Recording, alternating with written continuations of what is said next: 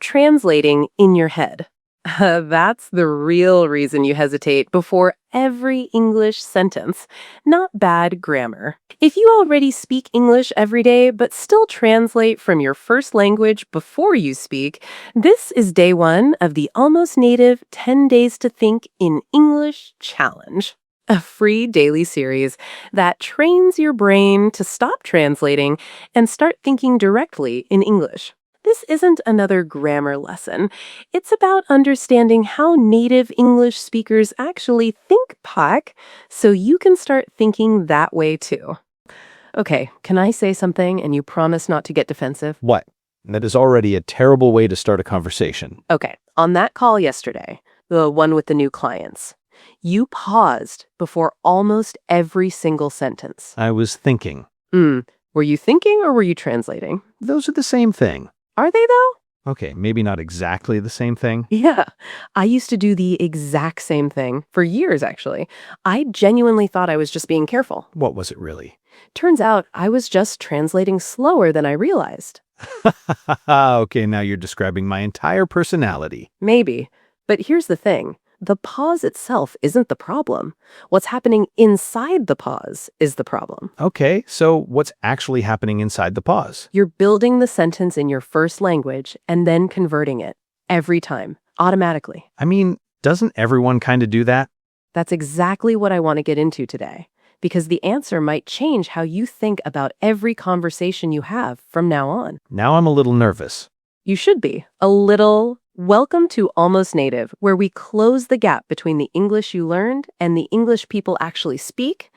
And actually, today's a little different. This is day one of something we're doing together. 10 days. One real shift in how you think in English. Not more grammar, a different habit. Okay, I'm listening. Good, because we're starting with the biggest one there is. Can I tell you what I think you believe and you tell me if I'm wrong? Go for it. You think translating in your head first is what makes you accurate. Like, if you skip that step, you're going to say something wrong. I mean, yeah, that's literally how I learned English. Translate, check, then speak. Right. And it feels safe. It is safe. I make fewer mistakes when I do that. Do you, though? Or do you just feel like you do? What's the difference? Huge difference. When you translate first, are you actually more accurate? Or are you just slower and more anxious, saying the exact same sentence you would have said anyway? Okay, now that you put it like that, Yeah. I actually don't know. I just always assumed it helped. That's the thing nobody ever tells you. It doesn't make you more correct, it just makes you feel like you're in control. It's like, imagine you're driving, right? And you're navigating to a new place. You could have a passenger reading directions from a map, slowly, calling out every turn. Or you could just look at the road signs yourself. Which one feels more in control and which one actually gets you there faster and smoother? Yeah, I see what you mean. The map reader might make me feel safer because someone else is checking, but I'm still doing all the driving. Exactly.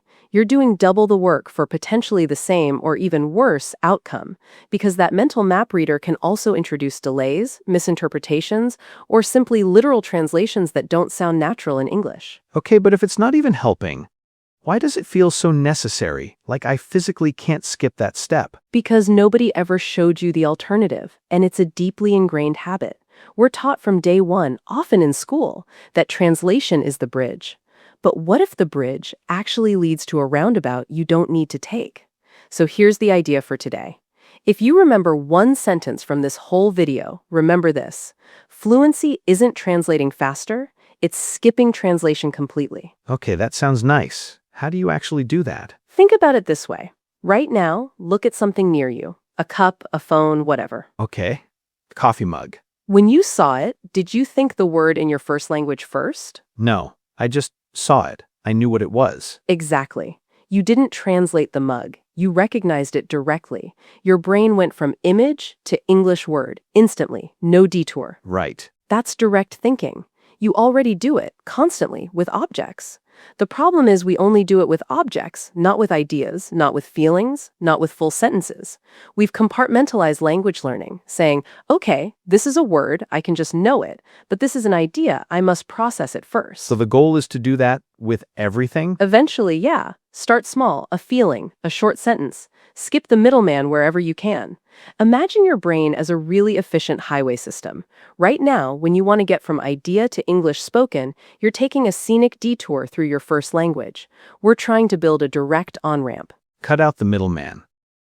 Okay, I actually like that. That's the whole idea for today, to recognize that unnecessary detour. So if I'm getting this right, the pause isn't from not knowing English. It's from routing through a translation step that half the time isn't even necessary. And sometimes, it's actually counterproductive. That's exactly it.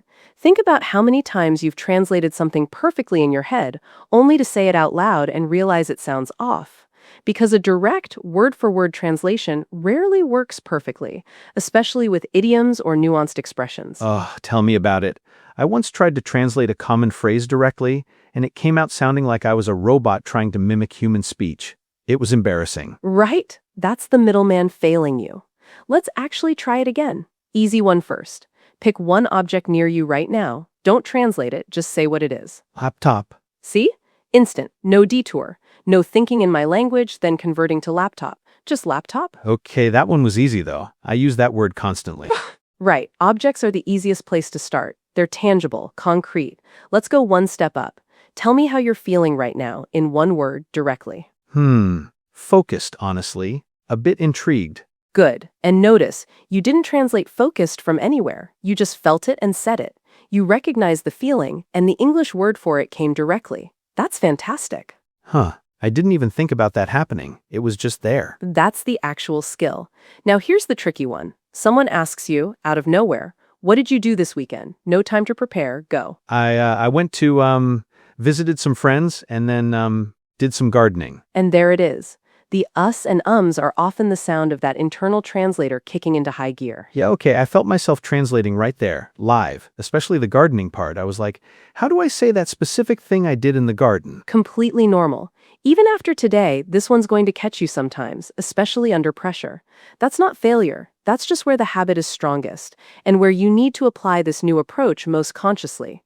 The good news is, you just noticed it. Awareness is the first step to change. Okay, that's a little reassuring, actually. I was already feeling bad that I did it again. It should be. You're not fixing this in one day. You're just starting to notice it, to identify the source of those pauses. And here's something most textbooks never mention. Native speakers pause too, constantly. Wait, really? I always figured fluent people just talk instantly, no gaps at all, like a waterfall of words. No, they pause all the time. So let me think. I guess. We use filler words, we hesitate, we backtrack. The difference isn't the pause itself, it's what's happening inside it. When a native speaker pauses, they're searching directly in English for the right word, the right phrase, the right way to articulate a complex idea. They're trying to choose between happy, elated, or content. They're not going through an extra language, they're refining their thought. Which is very different from me thinking, okay, how do I say elated in my language and then translating that word? Exactly. When you pause, you're often running a full translation underneath. Same silence on the outside, completely different process underneath. One is a search within the target language, the other is a full round trip through another language. Okay, that's actually kind of a relief. I thought hesitating at all meant I was doing something wrong, that I wasn't fluent enough. Not even close. Think about the most articulate public speakers, or even just your native-speaking friends. They pause, they collect their thoughts, they use verbal crutches. It's part of natural speech. The problem isn't the pause, it's the reason for the pause. Remember the coffee mug from earlier? Yeah? You didn't hesitate on that one, because there was no translation step to run at all. That's the actual target, not zero hesitation everywhere, just zero translation, or at least significantly less of it. Cut out the middleman, not cut out the pause. That's a huge distinction. It makes it feel less overwhelming. Exactly that. It's about efficiency and directness in your thought process, not about speaking at lightning speed. And honestly, it's a big part of why some learners sound a bit stilted, or like they're reciting rather than conversing. They're effectively reading a script that they're writing in real time in another language. So if I'm explaining this to a friend, it's not about translating faster or knowing more words. It's realizing I don't need that step at all, at least not every time, and that trying to do it for everything actually slows me down and makes me sound less natural. Pretty much. And you already do it naturally, with objects, with feelings. You just haven't stretched it to full sentences, to abstract ideas, to expressing opinions yet. It's like you've been using a single lane on a multi-lane highway. We're opening up those other lanes. Right, so today is basically just noticing when I add a step that was never actually required, and starting to try and bypass it. That's the whole thing. It's about building awareness first. I think the strange part is, the thing that feels safest, the translating, is quietly the thing making you sound less confident. Because deep down, you're constantly validating your English against your first language. It's like driving with one foot on the brake, just in case. The people who sound the most natural aren't the ones with the biggest vocabulary necessarily. They're the ones who stop double-checking themselves in a language nobody else in the room is even speaking. They trust their English. Wow, that hit me hard. Trusting my English. I don't think I've ever thought about it that way. It's always been about checking it, correcting it. And that's okay, that's where we all start. But now we're moving past that. We're moving towards actually using English, not just processing it.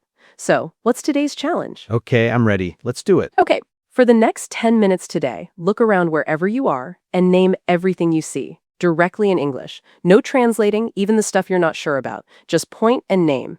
If it's a thing you don't know the word for, that's okay. Say thing and move on. And if I don't know a word? Then you say thing and you move on. Today isn't about vocabulary. It's about skipping the middleman. It's about getting comfortable with the direct connection between the object or idea and the English word, even if that word is temporarily thing. It's about training your brain to stop expecting that extra step. Cut out the middleman. Got it. So, I'm essentially building a new habit by actively avoiding the old one. Precisely. You're consciously creating those direct neural pathways. And it might feel a little awkward at first, like trying to write with your non-dominant hand. But every time you do it, you're making that path stronger. Okay, so I'll spend 10 minutes just naming things, even if I have to say thing a lot, and really focusing on not letting my brain go first language, then English. That's day one, the foundation. It sounds simple, but it's a powerful shift in mindset. You're giving your brain permission to trust English as its primary mode of operation, at least for a short burst. 9 more to go. This feels different, like I'm actually changing how I think, not just what I know. Exactly. That's the whole point of Almost Native. It's about that deeper shift. If you're doing this challenge with us, we'll see you tomorrow for day 2, and honestly, today's habit of direct thinking is going to make tomorrow a lot easier. You'll be surprised how quickly your brain starts to adapt. Subscribe if you actually want to finish this thing with us. I'm already feeling a bit more hopeful about those client calls now. See you tomorrow, Alex. And to everyone listening, just remember, you're already doing half the work. Now let's make it count.